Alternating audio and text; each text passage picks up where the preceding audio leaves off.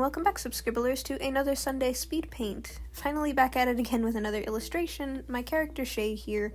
I also wanted to talk with you guys a little unscripted about my process of illustrating, my techniques and style and all that good stuff.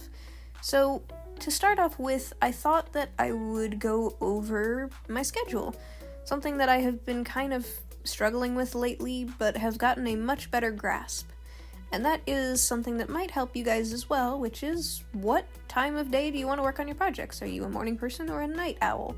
I myself am a morning person. I wake up at 6 o'clock in the morning, I make sure that I have food, water, all that good stuff taken care of. If I have emails or if I have phone calls or if I have to go out somewhere, I make sure that I get it done either first, or if it can wait until the afternoon, I set it aside for the afternoon. And that helps me clear up my schedule to working on my projects.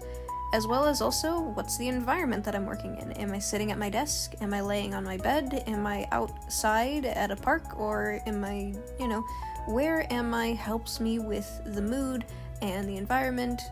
And it just helps me to bring myself into my artwork. Almost like how a good book can be, where if you are reading a book, it takes you out of the environment that you're in and sucks you into that world. That is how I like to work on my illustrations, and it kind of makes me personally, when I'm drawing it, have that sense of I'm bringing the characters and environments to life.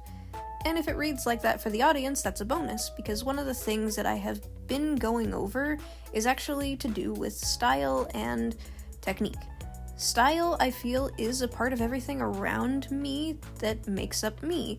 This can even go for the foods that I like. I don't like spicy foods, I love sweet foods, and that technically shows in my artwork. I love to draw more sort of soft and cutesy things. When I try to draw something scary and terrifying, I have to listen to hardcore metal. I love listening to 3 Days Grace and many other of these because it helps bring me into that mood. It helps give me something to work with. And this goes with other things as well. If I am listening to a YouTube video or a live stream or watching something, it can help me, but it can also distract me. What I mean by this is if I set out to work on something and I say, oh, let me just find something to throw on in the background to watch while I work, I've sat down and watched 4 hours of kitchen nightmares and Gordon Ramsay yelling at people trying to help them, and I got so distracted I never got to finish a project. So it's fun if I set aside time for it and I have a whole day to work on something, but I had to make sure I don't get carried away. Same thing with my illustrations, inspiration, and motivation. I get inspired by so many things that I have a folder that I'm clearing out now, because one of the things that I realized is I love to absorb information. It helps me personally to get out there and discover and say, hey, there's realism, there's cartoonism, there's watercolor, but I have to be my own kind of person who puts on a few blinders. I've opened my blinders and I need to put them back on. For other people, they may actually have the opposite problem. They may have their blinders on and they only want to draw hot anime boys and they need to expand their library. It just depends on the person, and I feel that technically adds to people's techniques and styles is where their blinders are. Are they narrow? Are they wide? What are they seeing that helps them come up with the ideas that they want to put down for people to see?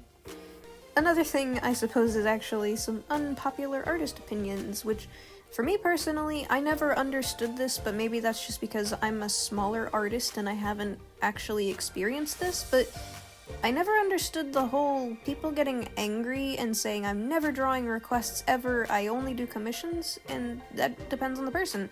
I personally, unless something really drastically changes, I have a Draw Me Stencil Fox hashtag on my Instagram and Twitter that anytime you want, I will have that on there, and I have a list made out, and I will set aside time to making them. It may not be as fast as my commissions would be, because commissions and my projects do take slight priority, but I will never turn away any of that kind of stuff. That is why I have that there available as an option, and hopefully it's clear for people to see, because that's one thing I know some people complain about, is artists don't have that stuff clear.